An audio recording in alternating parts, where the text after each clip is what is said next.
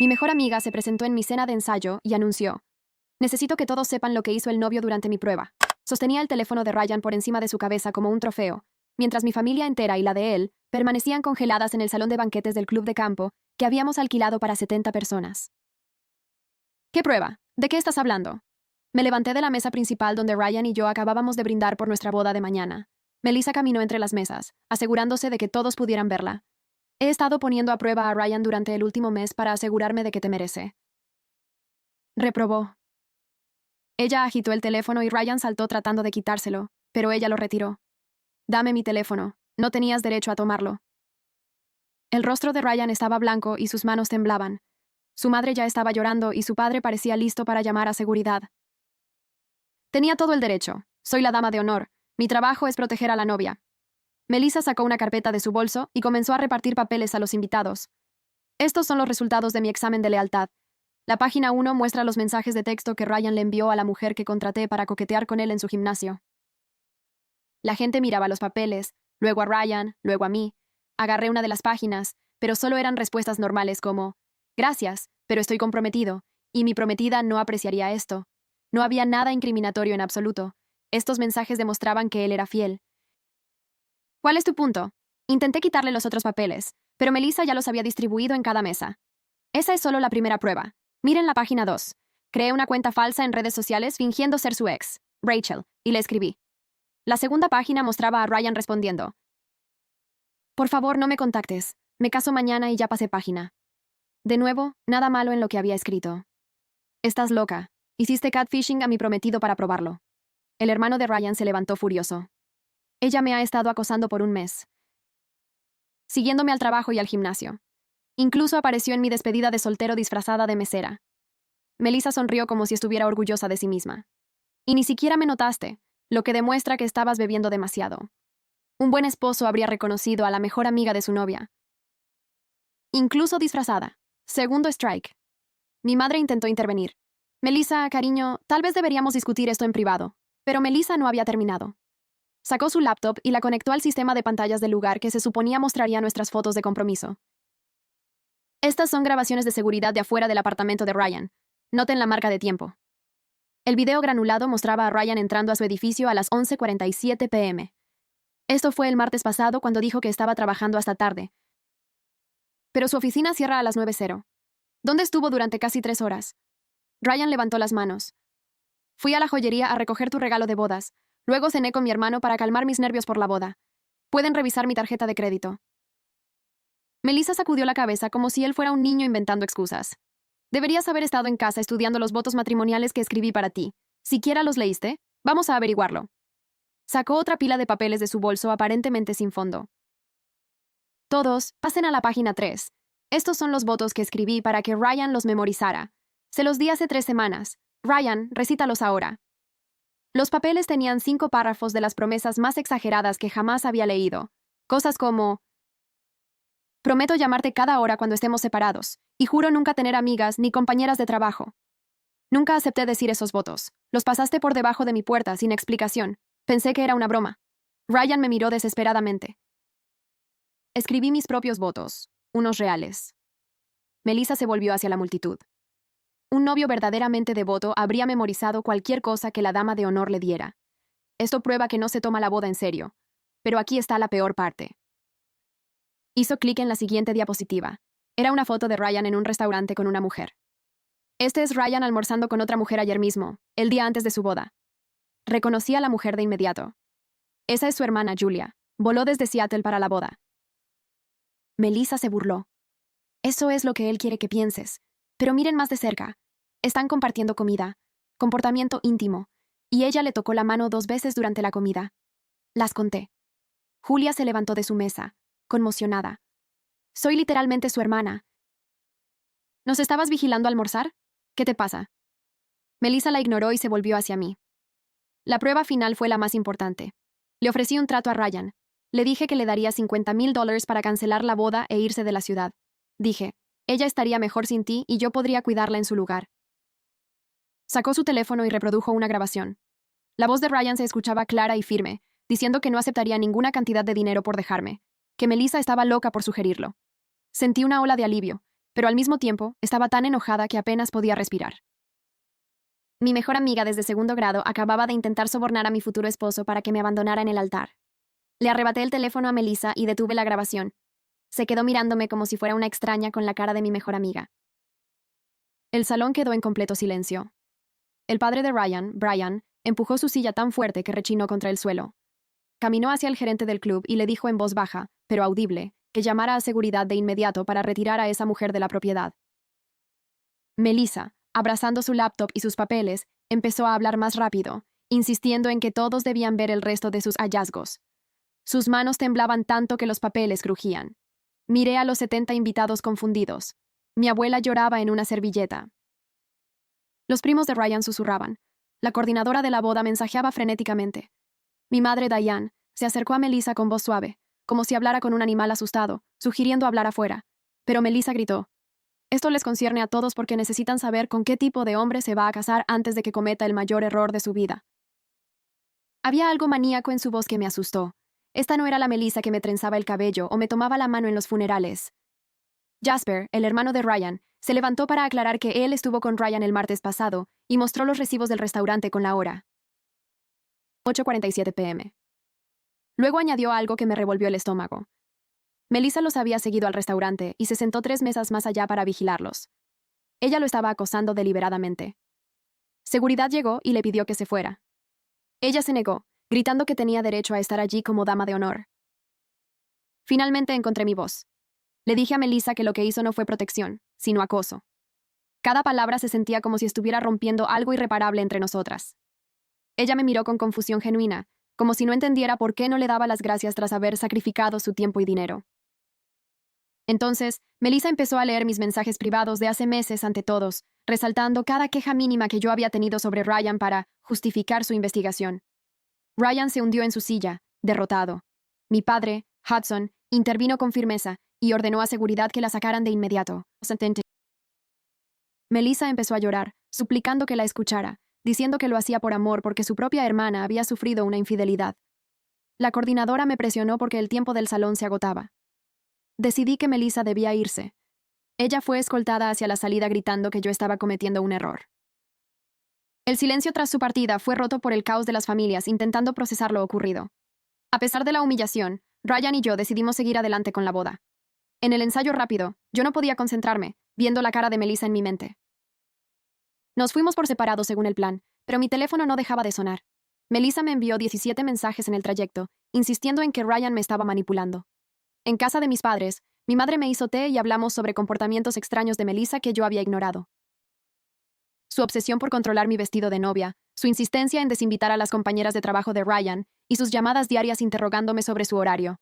A las 11:00 p.m., Julia llamó diciendo que Melissa se apareció en su hotel para comparar notas sobre Ryan y tuvo que ser expulsada por seguridad. Luego hablé con Ryan, quien me confesó que ella también lo estaba acosando con artículos sobre divorcios y acuerdos prenupciales. Ryan me confesó que se sentía violado. La idea de haber sido vigilado sin su consentimiento lo había traumado. Me dormí a las 2 de la mañana y desperté 3 horas después con 43 mensajes nuevos de Melissa. Explicaba que sus métodos eran científicos y que prefería herir mis sentimientos ahora que verme divorciada después. Dejé el teléfono en la cama. Era el día de mi boda, y mis damas de honor empezaban a llegar, hablando en susurros y mirando sus teléfonos constantemente. Me di cuenta de que se estaban enviando mensajes preguntándose si Melissa aparecería. Una de mis damas de honor finalmente me preguntó directamente si Melissa seguía siendo la dama de honor. Miré el espacio vacío donde debía estar colgado su vestido y admití que nunca la había desinvitado oficialmente. No sabía si intentaría venir a la boda, ni si debíamos advertir a seguridad para que no la dejaran entrar. Mi prima sacó su teléfono y dijo que llamaría al lugar para asegurarse de que tuvieran una foto de Melissa e instrucciones de prohibirle el paso. Las demás asintieron como si esto fuera algo totalmente normal en el día de una boda, agregar a la dama de honor a la lista de personas no deseadas. Sentía que la situación se volvía más real cada minuto. A las 9:00 entré al baño y cerré la puerta. Busqué el contacto de Melissa y lo miré fijamente durante 1 minuto antes de llamar. Ella respondió de inmediato. Su voz sonaba esperanzada, como si yo llamara para perdonarla y dejarla venir después de todo. Respiré hondo y le dije, con la mayor calma posible, que ya no era mi dama de honor y que no era bienvenida en la boda. El silencio al otro lado duró tanto que pensé que había colgado. Entonces empezó a llorar. Eran sollozos profundos que me hicieron apretar el teléfono con más fuerza. Me suplicó otra oportunidad. Dijo que se disculparía con todos y prometió portarse perfectamente si la dejaba estar allí. Dijo que ya había comprado un vestido nuevo específicamente para hoy, que habíamos sido mejores amigas por 20 años y que no podía perderse mi boda. Por favor, no hagas esto. Déjame arreglarlo. Dame una oportunidad más. Me mantuve firme y le dije que mi decisión era final. Su llanto se detuvo abruptamente y su tono cambió por completo. Dijo que yo estaba cometiendo un error enorme al casarme con Ryan sin completar su proceso de evaluación.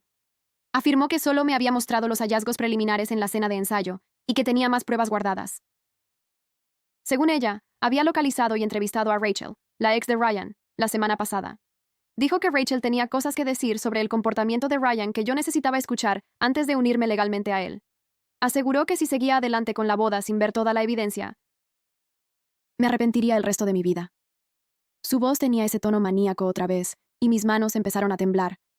Le dije que contactar a la ex de Ryan cruzaba todos los límites posibles y que nuestra conversación había terminado.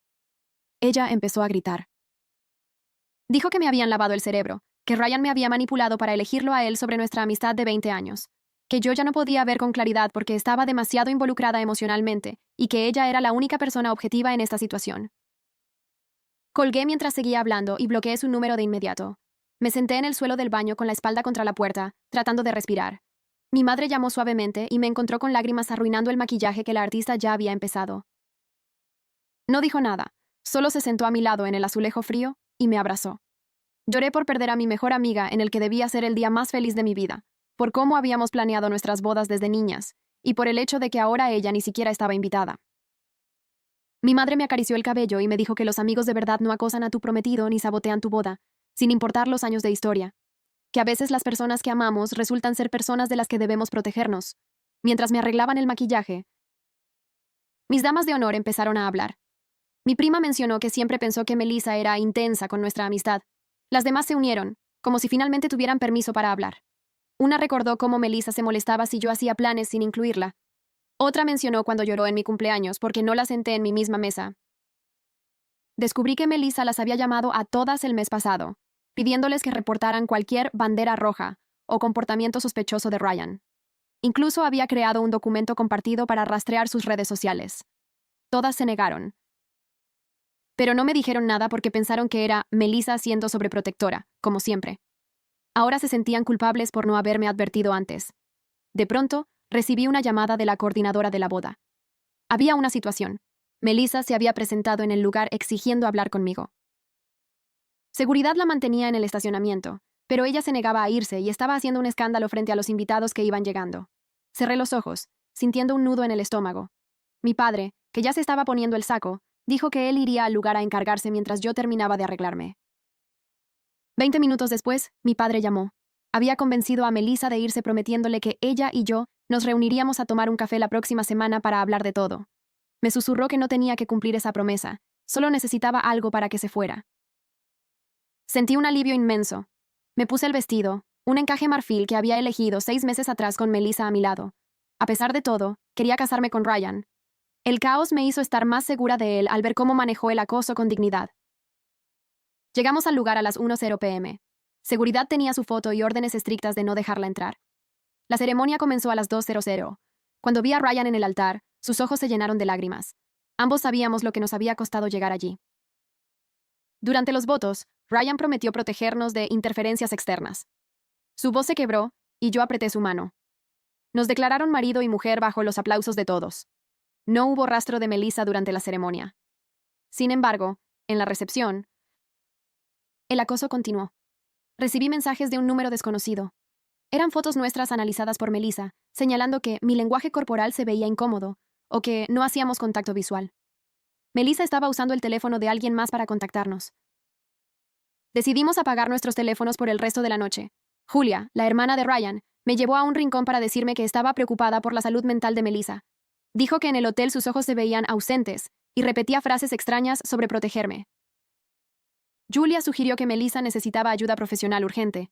Sentí una culpa pesada por no haber notado que mi mejor amiga se estaba quebrando mucho antes de que todo explotara. La noche terminó a las 10:00 p.m. En el auto, Ryan y yo decidimos que necesitábamos límites claros. Contacto cero por 6 meses y acción legal si el acoso persistía. Al llegar al hotel, desbloqueé su número para documentar posibles amenazas. Había 27 mensajes nuevos. Empezaron con insultos, diciendo que la boda parecía barata y apresurada, pero luego cambiaron a disculpas desesperadas, diciendo que yo era la persona más importante de su vida. Nos fuimos de luna de miel a Italia, pero no pude relajarme del todo. Al quinto día, recibí un correo de mi madre. Melissa se había presentado en su casa pidiendo entrar a mi antigua habitación para recoger cosas. Al recibir un no por respuesta, se quedó sentada en su auto frente a la casa de mis padres durante 3 horas, simplemente mirando hacia la ventana. Ryan y yo nos sentamos en la cama del hotel en Italia y repasamos los hechos. Acosó a Julia, irrumpió en la boda, usó otros números para saltarse el bloqueo, y ahora vigilaba la casa de mis padres. El patrón era claro y alarmante. Decidimos disfrutar el resto del viaje, pero sabíamos que al volver a casa, tendríamos que enfrentar la situación de Melissa legalmente. No más revisar correos electrónicos ni preocuparme por lo que ella podría hacer después. Teníamos 8 días más en Italia y íbamos a aprovecharlos al máximo. Me sentí mucho mejor después de decidir eso. Pasamos el resto del viaje explorando pequeñas ciudades italianas y comiendo en restaurantes locales. Visitamos museos y caminamos entre ruinas antiguas. Tomamos una clase de cocina y aprendimos a hacer pasta fresca. Bebimos vino en terrazas con vistas al campo.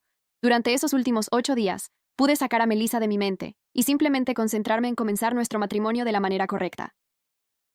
Ryan y yo nos volvimos más cercanos durante ese tiempo, haciendo planes para nuestro futuro y hablando sobre la vida que queríamos construir juntos. Volamos a casa 2 semanas después de habernos ido y aterrizamos tarde en la noche. A la mañana siguiente, fuimos a nuestro apartamento para empezar a desempacar y retomar la vida normal. Había un paquete afuera de nuestra puerta dirigido a ambos, sin dirección de remitente, pero reconocí la letra de Melissa de inmediato. Ryan lo llevó adentro y nos quedamos mirándolo en la encimera de la cocina durante unos minutos antes de abrirlo. Dentro había un álbum de recortes, de esos con cubierta de cuero y páginas gruesas. Melissa lo había hecho ella misma, documentando toda nuestra amistad desde segundo grado hasta la universidad. Había fotos nuestras de todas las edades, talones de boletos de películas que habíamos visto juntas, notas que nos pasábamos en clase, programas de las obras escolares en las que habíamos participado. Cada página estaba cuidadosamente diseñada con leyendas y fechas. Realmente era hermoso y hojearlo me hizo llorar. Pero también había una nota escondida en la parte de atrás. Melissa escribió que sentía mucho cómo terminaron las cosas entre nosotras. Dijo que entendía que yo estuviera enojada y herida, pero que mantenía su decisión de poner a prueba a Ryan, porque protegerme valía la pena perder nuestra amistad. Dijo que prefería que yo la odiara y estuviera a salvo, a que la amara y terminara en un mal matrimonio. Leer esas palabras me hizo darme cuenta de que Melissa genuinamente creía que había hecho lo correcto, lo cual, de alguna manera, lo hacía todo peor. Recuerdos y realidades. Abrí el álbum sobre la encimera de la cocina y comencé a pasar las páginas. Había una foto de segundo grado donde nos faltaban los dientes frontales, y estábamos tomadas de la mano en el patio de recreo. Otra de la secundaria en la feria de ciencias donde habíamos construido un volcán juntas. Nuestra graduación de preparatoria con los brazos rodeándonos mutuamente. El día de la mudanza a la universidad. Mi fiesta de compromiso donde ella sonreía tanto que sus ojos estaban casi cerrados. Cada página tenía pequeñas notas con su letra sobre lo que hacíamos ese día y lo bien que lo habíamos pasado. Comencé a llorar mirando todos esos años de amistad documentados con tanto cuidado. Ryan se acercó y me rodeó con su brazo mientras yo me limpiaba los ojos con la manga. El álbum era realmente hermoso y claramente le tomó horas hacerlo, pero también sentí que estaba tratando de hacerme sentir mal por establecer límites. Como si dijera, mira todo lo que hemos pasado, ¿cómo puedes tirar esto a la basura? Ryan sugirió que lo guardáramos en el armario por ahora y nos concentráramos en instalarnos en nuestra vida de casados. Dijo que teníamos que decidir qué hacer con su comportamiento, pero que no teníamos que tomar esa decisión hoy. Cerré el álbum y lo puse en el estante superior donde no lo vería cada vez que pasara por delante. Buscando ayuda profesional. A la mañana siguiente, llamé al consultorio de mi médico y pregunté si podían recomendarme un terapeuta. La recepcionista me dio 3 nombres y comencé a llamarlos de inmediato. Los 2 primeros no tenían citas disponibles por al menos un mes. El tercero tuvo una cancelación y podía verme en 2 semanas. Reservé la cita inmediatamente y me sentí un poco mejor solo de saber que tendría a alguien con quien hablar de todo. Necesitaba ayuda para organizar todos los sentimientos que tenía por perder mi amistad más antigua. Había duelo porque la extrañaba, ira por lo que le había hecho a Ryan y por arruinar nuestra cena de ensayo, traición porque me había estado mintiendo durante un mes mientras acechaba a mi esposo, y culpa porque una parte de mí se preguntaba si había pasado por alto señales de que ella estaba sufriendo tanto. Todo era demasiado para procesarlo por mi cuenta. Ryan y yo pasamos los siguientes días desempacando cajas en nuestro nuevo apartamento y tratando de sentirnos normales de nuevo. Habíamos firmado el contrato antes de la boda y movimos nuestras cosas mientras estábamos en la luna de miel. Ahora estábamos acomodando muebles y colgando cuadros y haciendo todas las cosas normales que hacen los recién casados. Se sentía bien concentrarse en algo simple y positivo en lugar de pensar en el desastre en el que se había convertido el fin de semana de nuestra boda. Cocinamos la cena juntos en nuestra cocina nueva. Elegimos qué armario sería de quién. Discutimos sobre dónde poner el sofá, cosas de pareja normales que me hacían sentir que tal vez podríamos superar todo el drama y simplemente ser felices. La escalada del conflicto. 3 días después de regresar de Italia. Mi teléfono sonó mientras guardaba los platos. Era mi madre. Dijo que Melissa la había llamado esa mañana pidiéndole mi nueva dirección. Mamá le dijo que no la tenía, lo cual no era exactamente cierto, ya que ella nos había ayudado a mudarnos. Melissa lo pidió varias veces e incluso se ofreció a pasar a buscar la dirección en persona para que pudieran hablar de mí. Finalmente, mi madre le dijo que dejara de llamar y colgó.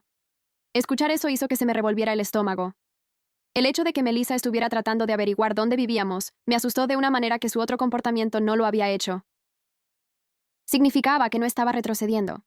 Significaba que todavía estaba intentando activamente llegar a mí incluso después de todo lo que pasó. Le agradecí a mi mamá por no darle nuestra dirección y por contarme sobre las llamadas. Después de colgar, me senté en el sofá y sentí que mis manos temblaban. Ryan salió del dormitorio, vio mi cara y preguntó qué pasaba. Le conté sobre Melissa tratando de obtener nuestra dirección de mi madre. Él se sentó a mi lado, y ambos nos quedamos mirando la pared por un minuto. Luego dijo que necesitábamos hablar con un abogado. Encontré a una abogada en línea que se especializaba en acoso y órdenes de restricción. Su sitio web decía que había trabajado con víctimas de acecho antes. Programamos una cita para el día siguiente. Esa noche no pude dormir. No dejaba de pensar en Melissa apareciendo en nuestra puerta o siguiéndonos como había seguido a Ryan. Revisaba las ventanas constantemente para asegurarme de que nadie estuviera afuera vigilando nuestro apartamento. Ryan notó que me levantaba por tercera vez y me preguntó si quería dormir con la puerta del dormitorio cerrada con llave. Nunca habíamos cerrado la puerta de nuestro dormitorio, pero dije que sí, y él se levantó y echó el cerrojo. Ayudó un poco, pero aún así apenas dormí. La intervención legal. La oficina de la abogada estaba en un edificio del centro. Tomamos el ascensor hasta el 4.º piso y nos registramos con la recepcionista. La abogada salió a buscarnos después de unos minutos. Su nombre estaba en la puerta, pero no voy a decirlo aquí. Nos llevó a su oficina y nos pidió que explicáramos la situación desde el principio. Ryan y yo nos turnamos para contarle todo. El acecho durante el mes antes de la boda. La mujer contratada en el gimnasio, la cuenta falsa en redes sociales, el disfraz en la despedida de soltero, el material de seguridad que ella había recopilado, el desastre de la cena de ensayo, Melissa acosando a su hermana en su hotel, apareciendo en el lugar de nuestra boda después de haber sido desinvitada, usando el teléfono de otra persona para contactarnos, vigilando la casa de mis padres, y ahora tratando de obtener nuestra nueva dirección. La abogada tomó notas todo el tiempo y hizo preguntas sobre fechas y horas, y si teníamos algo de esto documentado. Ryan sacó su teléfono y le mostró los mensajes de texto que Melissa había enviado desde el número desconocido. Yo le mostré los correos electrónicos y las fotos de la cena de ensayo que los invitados me habían enviado. La abogada revisó todo cuidadosamente. Luego dijo que teníamos un caso sólido para una orden de restricción si queríamos seguir adelante. Explicó que el acoso y el acecho eran tomados en serio por los tribunales, especialmente cuando había tanta documentación. Dijo que el patrón de comportamiento era claro y mostraba a alguien que no respetaba los límites. Preguntó si queríamos solicitar una orden de restricción de inmediato o si queríamos intentar otras opciones primero. Ryan y yo nos miramos. Ninguno de los dos quería tomar acciones legales contra alguien que conocía desde la infancia. Se sentía demasiado serio y demasiado final. La abogada debió notar nuestra vacilación porque sugirió enviar primero una carta formal de cese y desista. Explicó que sería un documento legal diciéndole a Melissa que detuviera todo contacto con nosotros y nuestras familias. Se enviaría por correo certificado para tener pruebas de que la recibió. Si violaba la carta contactándonos de nuevo, tendríamos documentación para fortalecer un caso de orden de restricción. Eso se sintió como un mejor primer paso. Le daba a Melissa una oportunidad clara de detenerse por su cuenta antes de involucrar a los tribunales. Le dijimos a la abogada que sí, que queríamos hacer la carta de cese y desista. Dijo que la redactaría y la tendría lista para que la revisáramos en un par de días. Pagamos sus honorarios y salimos de la oficina. En el auto de camino a casa, me sentí aliviada por estar tomando medidas y triste porque las cosas hubieran llegado a este punto. Estaba a punto de enviar una carta legal a mi mejor amiga desde 2º grado diciéndole que nos dejara en paz. Consecuencias y la orden de restricción. La abogada nos envió el borrador de la carta de cese y desista 2 días después. Era formal y clara. Enumeraba todo el comportamiento de Melissa y declaraba que debía detener todo contacto con nosotros, nuestras familias, nuestros lugares de trabajo y nuestro hogar. Decía que no podía llamar, enviar mensajes de texto, correos electrónicos, ni acercarse a nosotros en persona. Decía que si violaba estos términos, emprenderíamos acciones legales, incluyendo una orden de restricción. Leerla hizo que todo se sintiera muy real y muy serio. Ryan y yo aprobamos la carta, y la abogada la envió por correo certificado esa tarde. Dijo que Melissa tendría que firmar al recibirla, así sabríamos exactamente cuándo la recibió. Ahora, solo teníamos que esperar y ver si la respetaría, o si tendríamos que dar el siguiente paso. 4 días después, la abogada llamó para decir que la carta había sido entregada y firmada. Melissa la había recibido. Pasé el resto de ese día sintiéndome ansiosa y revisando mi teléfono constantemente, aunque había bloqueado su número. Esperaba que apareciera en algún lugar o encontrara una forma de contactarnos, pero no pasó nada ese día ni el siguiente. Al tercer día, empecé a pensar que tal vez la carta había funcionado. Tal vez verla en lenguaje legal formal le había hecho entender lo serio que era esto. Tal vez finalmente iba a dejarnos en paz. La última carta de Melissa. Entonces, apareció un sobre grueso en nuestro buzón con la letra de Melissa.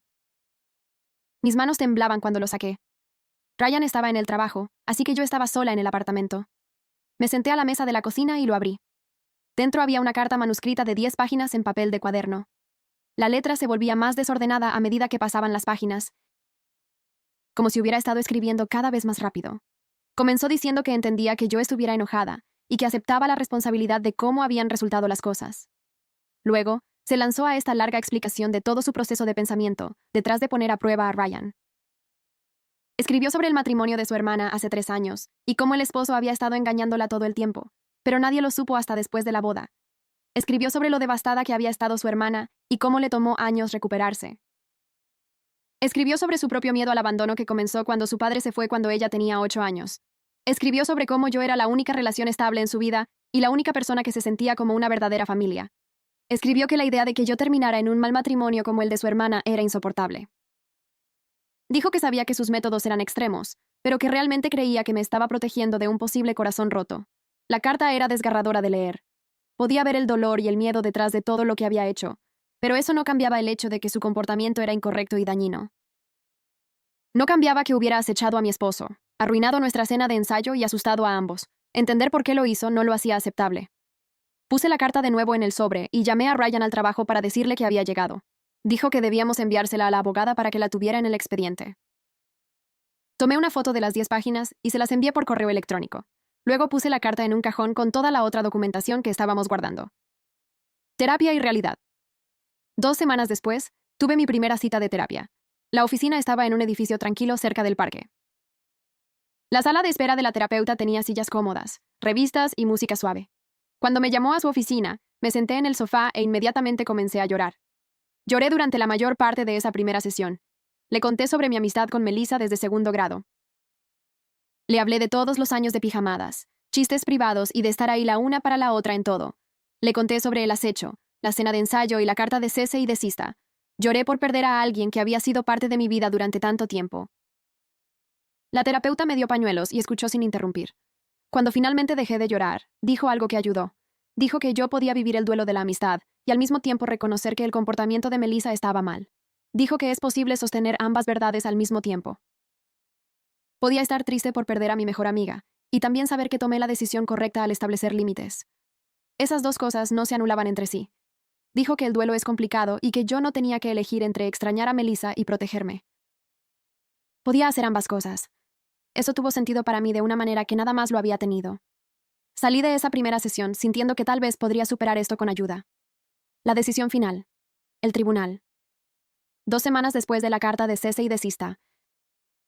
Ryan me llamó desde el trabajo al mediodía. Su voz estaba tensa. Dijo que Melissa acababa de aparecer en el edificio de su oficina tratando de pasar la seguridad. Llevaba una carpeta y le decía al guardia de seguridad que tenía información importante para Ryan sobre la comunicación saludable en el matrimonio. El guardia le había pedido que se fuera, pero ella se había negado y seguía insistiendo en que necesitaba verlo. Finalmente, amenazaron con llamar a la policía y ella se fue. Pero toda la interacción había sido captada por las cámaras de seguridad del edificio. Ryan ya había hablado con su jefe y la seguridad del edificio para obtener el video. Preguntó si creía que debíamos enviárselo a nuestra abogada. Dije que sí de inmediato. Esto era exactamente lo que la carta de cese y desista le había dicho que no hiciera. Había violado los términos al ir a su lugar de trabajo. Ahora teníamos pruebas de que no estaba respetando nuestros límites legales. Esa noche, fuimos a la oficina de Ryan y obtuvimos una copia del video de seguridad. Se lo enviamos a nuestra abogada junto con una declaración escrita del guardia de seguridad que lidió con Melissa. La abogada nos llamó a la mañana siguiente y dijo que esto fortalecía nuestro caso significativamente. Preguntó si estábamos listos para solicitar una orden de restricción. Ryan y yo hablamos de ello durante mucho tiempo esa noche. Se sentía como un paso tan grande. Pero Melissa había demostrado que no se iba a detener por su cuenta. Le dijimos a la abogada que sí. Queríamos solicitar la orden de restricción. La abogada presentó los papeles y nos dieron una fecha de audiencia para dentro de 3 semanas. Esas 3 semanas se sintieron como esperar a que algo terrible sucediera. Cada vez que sonaba mi teléfono, saltaba. Cada vez que oía pasos en el pasillo fuera de nuestro apartamento, me quedaba helada. Ryan comenzó a acompañarme a mi auto después del trabajo, porque ambos estábamos nerviosos de que Melissa apareciera. El día de la audiencia. Finalmente llegó el día de la audiencia judicial. Nos vestimos con ropa formal y fuimos al tribunal del centro. Nuestra abogada se reunió con nosotros afuera y nos explicó lo que sucedería. Dijo que Melissa había sido notificada de la audiencia y tenía derecho a estar allí. Dijo que el juez escucharía a ambas partes y luego tomaría una decisión. Entramos en la sala del tribunal y nos sentamos en una mesa con nuestra abogada. Melissa ya estaba allí, sentada sola en la otra mesa. Decidió representarse a sí misma en lugar de contratar a un abogado. Se veía terrible. Su cabello no estaba cepillado y vestía pantalones deportivos y una camisa arrugada. No me miraba. El juez entró y todos nos pusimos de pie. Luego comenzó la audiencia. Nuestra abogada presentó toda nuestra documentación, los mensajes de texto, los correos electrónicos, la cronología del comportamiento de acecho, las declaraciones de testigos de Julia y de mis padres, el video de seguridad de la oficina de Ryan, la carta de cese y desista, y la prueba de que Melissa la había violado. Tomó casi 1 hora revisar todo. Luego el juez le preguntó a Melissa si quería responder. Ella se puso de pie y comenzó a hablar con voz temblorosa. Dijo que estaba tratando de protegerme de un matrimonio potencialmente malo. Dijo que sus métodos eran inusuales, pero que venían de un lugar de amor. Dijo que nunca quiso asustar a nadie ni causar daño. Dijo que solo quería asegurarse de que Ryan fuera lo suficientemente bueno para mí porque yo merecía lo mejor. Habló durante unos 10 minutos y el juez escuchó sin interrumpir. Cuando terminó, el juez le preguntó si entendía que su comportamiento constituía acecho y acoso según la ley. Melissa dijo que ella no lo veía así, pero que entendía que nosotros sí. El juez miró todos los papeles de nuevo. Luego dijo que, basándose en la evidencia presentada y en el patrón claro de contacto no deseado, nos otorgaba una orden de restricción por 1 año. Dijo que Melissa tenía que mantenerse al menos a 500 pies de distancia de nosotros, nuestro hogar y nuestros lugares de trabajo. Dijo que no podía contactarnos directa ni indirectamente a través de otras personas. Dijo que si violaba la orden, podría ser arrestada. Melissa comenzó a llorar cuando él dijo eso. El juez preguntó si entendía los términos y ella asintió con la cabeza. Luego terminó la audiencia. Salimos del tribunal y sentí esta extraña mezcla de alivio y tristeza. Alivio porque finalmente teníamos protección legal. Tristeza porque mi mejor amiga desde la infancia se había convertido en alguien de quien necesitaba protección legal. Eso se sentía completamente surrealista. Ryan me rodeó con su brazo mientras caminábamos hacia el estacionamiento. Comencé a llorar antes de llegar al auto. Él me sostuvo mientras sollozaba contra su hombro. Estaba viviendo el duelo por la amistad que ahora estaba verdaderamente terminada. No había vuelta atrás después de una orden de restricción. No había posibilidad de reconciliación o de arreglar las cosas. Se había acabado. Ryan no trató de hacerme sentir mejor ni de decirme que todo estaría bien. Solo me sostuvo y me dejó llorar hasta que no pude más. Luego subimos al auto y fuimos a casa para empezar a descubrir cómo seguir adelante con nuestras vidas. Un nuevo comienzo. Durante los meses siguientes, Melissa se mantuvo alejada de nosotros por completo. No apareció en nuestro apartamento, ni en la oficina de Ryan, ni en ninguno de los lugares a los que normalmente íbamos. Mi madre me llamó una tarde a principios de primavera y dijo que se había encontrado con una compañera de trabajo de Melissa en el supermercado. La compañera mencionó que Melissa había estado preguntando por mí a través de amigos mutuos, tratando de saber cómo estaba sin violar la orden de restricción. Mi madre también escuchó que Melissa comenzó a ver a un terapeuta 2 veces por semana y aparentemente estaba trabajando en algunas cosas. Sentí esta extraña mezcla de alivio de que estuviera recibiendo ayuda y tristeza de que nuestra amistad se hubiera roto tanto que ella necesitara intervención profesional para lidiar con haberme perdido. Ryan me preguntó si quería contactarla de alguna manera, tal vez a través de mi madre como intermediaria. pero le dije que no estaba lista para ningún contacto, ni siquiera indirecto. La orden de restricción me dio espacio para respirar y entender mis propios sentimientos, sin preocuparme por lo que Melissa pudiera hacer después. Ryan y yo nos instalamos en la vida de casados en nuestro nuevo apartamento, al otro lado de la ciudad de donde ambos vivíamos antes. Desempacamos cajas juntos, discutimos sobre dónde poner los muebles y aprendimos los hábitos del otro de una manera que no habíamos hecho cuando solo salíamos. Descubrí que Ryan clasificaba sus calcetines por color y siempre hacía la cama antes de irse al trabajo. Y él aprendió que yo no podía funcionar antes del café y que me gustaba reorganizar los armarios de la cocina cada pocas semanas. Fuimos más cuidadosos el uno con el otro después de todo lo que pasó con Melissa. Nos consultábamos más a menudo sobre cómo nos sentíamos y nos asegurábamos de hablar de las pequeñas molestias antes de que se convirtieran en grandes problemas. Ryan comenzó a decirme su horario completo cada semana sin que yo se lo pidiera. No porque yo lo exigiera, sino porque quería que me sintiera segura. Me aseguré de presentarlo a mis amigos e incluirlo en los planes en lugar de mantener partes de mi vida separadas como solía hacer. Toda la experiencia con Melissa nos enseñó que proteger nuestra relación significaba ser intencionales con la comunicación y los límites. Éramos más fuertes como pareja porque habíamos sobrevivido a alguien que intentaba destruir activamente nuestra confianza, y sabíamos que podíamos manejar los problemas normales del matrimonio si podíamos manejar eso. Su madre, Carly, me llamaba todos los domingos para saber cómo estaba. Y mis padres invitaban a Ryan a cenar a su casa cada 2 semanas. Nuestras familias se unieron a nosotros durante la crisis y se mantuvieron cerca después, lo que nos hizo sentir apoyados de una manera que importaba. Reflexiones en terapia 6 meses después de la boda. Me senté en la oficina de mi terapeuta y hablé de lo mucho mejor que me sentía en comparación con esas primeras semanas horribles. Había ido a terapia todas las semanas desde que regresamos de nuestra luna de miel y me estaba ayudando a procesar el duelo de perder a Melissa.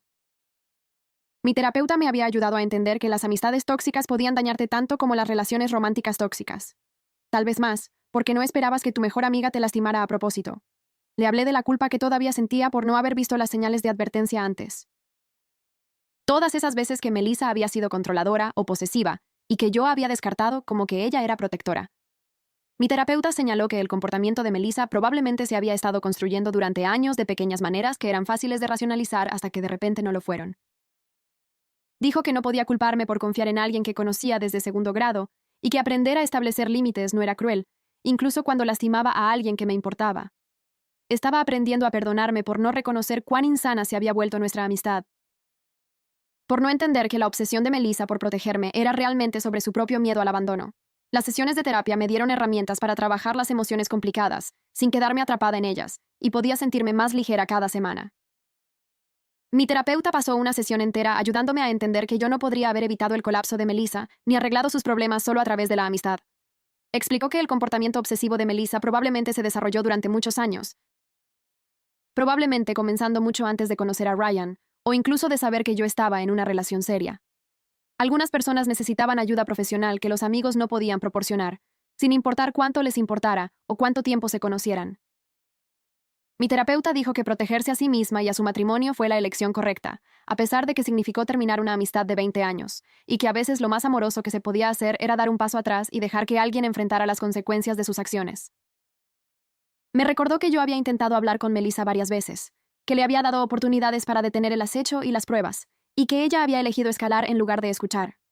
La orden de restricción no fue un acto de crueldad mío ni un abandono de una amiga en necesidad. Fue establecer un límite necesario para mantenernos a Ryan y a mí, a salvo de alguien cuyo comportamiento se había vuelto peligroso. Salí de esa sesión sintiendo que se me quitaba un peso de encima, como si finalmente tuviera permiso para dejar de sentirme culpable por elegir mi propio bienestar sobre los sentimientos de Melissa.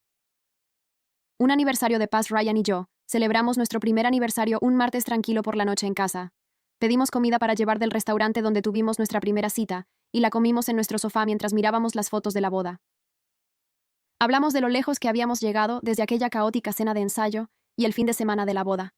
De cómo habíamos logrado construir una buena vida juntos, a pesar de todo lo que Melissa había intentado destruir. Ryan dijo que estaba agradecido de que no dejáramos que su comportamiento arruinara nuestra relación, o nos hiciera sospechar el uno del otro. Que habíamos elegido confiar el uno en el otro en lugar de dejar que sus pruebas y acusaciones plantaran semillas de duda. Yo le dije que estaba agradecida por cómo había manejado el ser acechado con tanta paciencia, y cómo me había apoyado al perder a mi amiga más antigua, sin hacerme sentir mal por vivir ese duelo. Ambos estuvimos de acuerdo en que el trauma en realidad nos había hecho mejores compañeros porque nos obligó a ser intencionales con la comunicación y los límites desde el comienzo de nuestro matrimonio. La orden de restricción expiraría en unos meses y tendríamos que decidir si renovarla. Pero acordamos cruzar ese puente cuando llegáramos allí. Por ahora, estábamos concentrados en construir nuestra vida juntos, en las rutinas diarias y las pequeñas alegrías que formaban un matrimonio. En ser felices en el presente, en lugar de preocuparnos por lo que Melissa podría o no hacer cuando terminara la protección legal. Todavía pensaba en Melissa a veces cuando pasaba por lugares a los que solíamos ir juntas, o cuando veía algo que me recordaba nuestra infancia. Me preguntaba si le estaba yendo mejor, si la terapia la estaba ayudando a entender por qué se había obsesionado tanto con poner a prueba a Ryan y protegerme de una amenaza que no existía.